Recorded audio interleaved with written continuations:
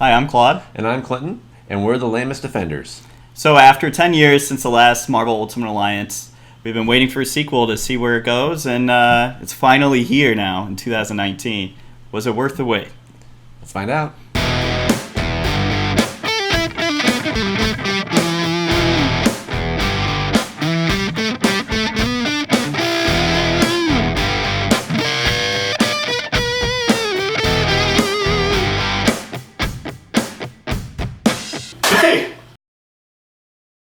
So the first two Marvel Ultimate Alliance games were both a very self-contained story. The second one was Civil War. The first one was its own thing. This one is basically their universe's take on the Infinity Gems. Mm-hmm. No one's seen that for a while, so brace yourselves. But thankfully, yeah, exactly. But this one focuses more on the Black Order, which is Thanos' hand-picked hit squad. Yeah, perfect. It's a perfect way to say it. And just kind of follows through some very familiar Marvel locations, just to kind of just really engross the gamer, all that kind of stuff. You have Wakanda, you have the Raft, without going into too many spoilers, but there's plenty of other places that X-Men Mansion, that was featured heavily in the trailers, so it's pretty cool. A lot of places too that you would think wouldn't be in the game, but they actually are. It kind of ends. It ends on probably the most fun level, I think. I think it's the best one. So the next section is graphics. I thought they were okay. They weren't visually stunning by any means, especially when you compare it to other Switch games. It's obviously less... which is saying something. I know. Which is obviously less powerful than the Xbox and the PS4. But, I mean, it still looks good. Obviously, they were on kind of a time crunch, because you can't have something that looks like Breath of the Wild or for sure Super Mario Odyssey or anything like that. The character design, the character models were great. Definitely. They all looked unique. Really, I thought they all looked great, but the environments were just very cookie cutter, boring. Like very bland. Not a lot of diversity in the environments for that sake. So it was just kind of like, okay, you're on a spaceship, and then you might go to the bottom of the X-Men Mansion, and it's just like, okay, we're stuck in a blue metal room. Cool. Wakanda was probably the most colorful level, but it definitely could use a little bit more work on that end. And you're gonna fight the same villains pretty much all the time, so that doesn't really change either. And then the sound for it, the sound effects were really bad. They were just it seems like they maybe clipped them from something else and then just pasted them here. Just super generic.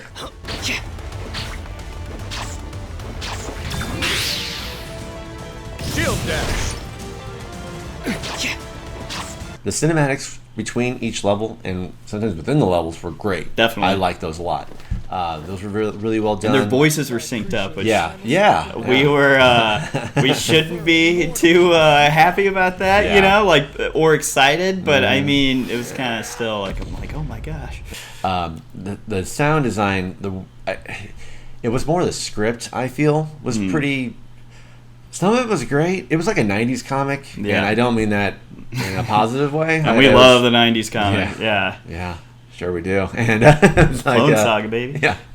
Oh, yeah. And some of the dialogue was just awful. It was just when you're at Avengers Tower and you meet the Wasp for the first time, she's going to tell you often how she was a founding member of the Avengers. Thanks for the assist. That many Ultrons is a challenge, even for a founding Avenger. Please, I've been an Avenger since day one. Such thing as a lazy morning for an Avenger. What's the buzz? I think she brings it up at least 3 or 4 times. I think 3. And it's so funny. You'll know by the end of this level that she was a founding member. Founding Avenger. She will remind you. Surprised she didn't bring it up elsewhere, too. So the biggest portion, obviously, of the game that we want to focus on is gameplay. I mean, it's really just fast, arcadey, dumb. There's not much, I guess, substance to it. It's like a Marvel Diablo clone. And only just no gear. Literally nothing. The even Marvel Ultimate Alliance 2, I felt had deeper gameplay. Maybe its standard gameplay of just beating stuff up wasn't as fun as this one, because this one's a little bit faster. Yeah. But for Marvel Ultimate Alliance 1 and Marvel Ultimate Alliance 2, the combos flowed better. Because so each character has a regular light attack, and then you have a heavy attack. And back in the other games, they would flow just better. Like your punches would just land. There were actual combos. Yeah, this one seems floaty, and none of the moves really connect with one another. Yeah. And then also in the other games, you could charge up a move to knock an enemy to the ground. You could throw an enemy. Yeah. If the enemy was on the ground, like basically it was a grounded pound. Yeah, that's right. Yeah, I remember that. I mean, it was pretty dirty, but whatever. But with Avengers this, don't do that. Yeah, right. We don't do that here. Right. But in this one, it was really lacking. But it was fast and fun. Yeah. But it feels like you're on ice a lot of the times, because I noticed I would just fly by somebody and not even have them move, like hit. It's definitely a regression from the first two games. Like there was a dedicated button specifically for communicating online. Yeah. Which It's is a a left total trigger, I waste. think, I mean, yeah. it was just a total waste. That could have been. Well, if Nintendo would allow Anything. mics a little Yeah, bit more exactly, easily, yeah. they wouldn't need such stupid buttons. Exactly, yeah. And one of the aspects that I liked was the Infinity Trials. Yeah. I like those a lot. I feel like it definitely adds gameplay to it. It's a bit of a cheap way to do it. Yeah. That's how you get more of the costume colored variants. But it was mainly I like it because it gives you stars for how many objectives you meet, and it gives you rankings, so you can just try to beat your own rankings. It extends the game, and some people won't do them. I've done them a few. I've done a few of them because they're fun. But the one of the bigger things for me is the powers, character powers. Oh, definitely. In the first game, I think there were 6 to 8.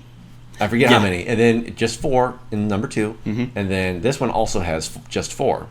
But the weird thing is that they allow you to there's a button on your character screen when you're in that power submenu to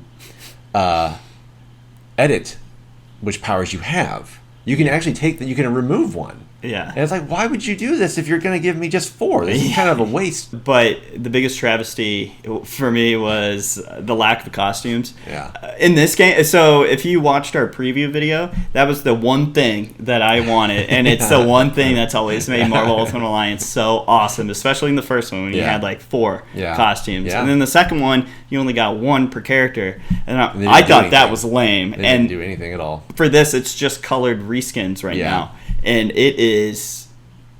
Except just, Deadpool. I think Deadpool, you get like a if you pre-ordered chimichanga chef's costume. It's like, this is the finally stupidest thing. Yeah. Finally we've got it. But they did announce that they are doing costumes, at least 1 per character. But still, it better be free, because that should have been with the game. Yeah. And maybe they weren't lazy about it, but maybe it was just the fact that they had to get the game out the door. I think that's part of the problem with this game, is that we are comparing it too much to Ultimate Alliance 1 and 2, where it's the catch-22 with this. It's like, it's not standing on its own legs. Yeah. If it were, I would probably think a little bit higher of this game, but if it were just Avengers Black Order or something like that, or Marvel Black Order. They just had to give it the Ultimate Alliance name to sell more copies. Pretty much, and it did. But I mean, for my final thoughts when it comes to gameplay, it was fast, it was stupid, but at the same time, towards the end of the game, when all your characters are a little bit more efficient and they have more moves and it varies things up, it got more fun to me than the beginning, because the beginning was just, I don't know, There are a lot of characters. It's 32 characters when you beat the game. And there's some stinkers in there that could have got rid of. 4 left to unlock afterwards through some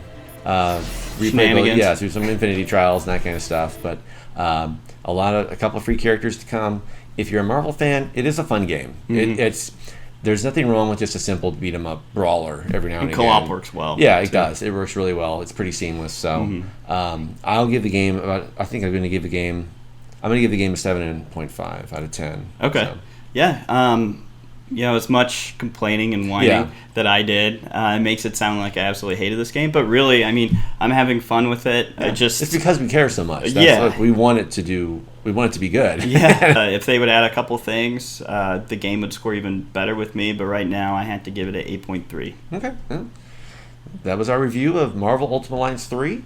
If you have any questions or comments about it, please be sure to leave one in the comments section below. Yeah, definitely. And if you guys have any ideas for any characters that can add that haven't been previously announced, let us know in the comments as well. For sure. All right. Thanks, guys. Thanks.